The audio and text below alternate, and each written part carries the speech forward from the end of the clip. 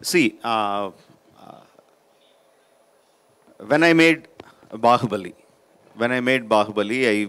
we made it in Telugu and Tamil. We also dubbed into Hindi. We also dubbed into Malayalam, and we released the trailers. And when we released the film itself, you should see the number of comments that I got, either in the channels or in my Twitter feed, cursing me because I didn't make a film in Kannada, because I didn't dub it into Kannada. And there people were cursing me like, you give importance to other languages, you dub it into Malayalam, you dub it into Hindi, and you don't dub it into Kannada. Do you think Kannadigas are lesser than other people? There were so many comments. And for us it was like, no, we want to dub into every language possible. I am from Karnataka. I want to dub it into my own language. But there were rules at that point of time saying dubbing is not allowed into Kannada. So at that point in time, we couldn't do.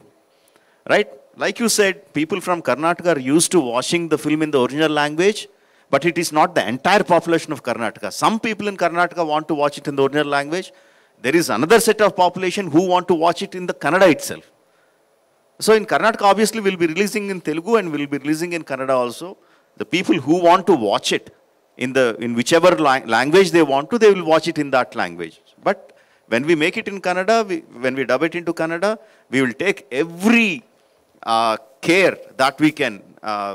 Lots of importance has been given to every voice, that every word is pronounced as perfectly as possible.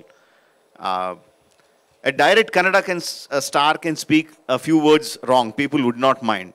But if Telugu heroes are coming and speaking in Kannada, people will look at with, magnifying glasses. Is this Kannada correct or not? So that much care we had to take, and we took every care. And I'm guessing that the trailer denotes how good the pronunciation is. And we still are humans. We might have made some mistakes, and we will learn that and correct in the coming films.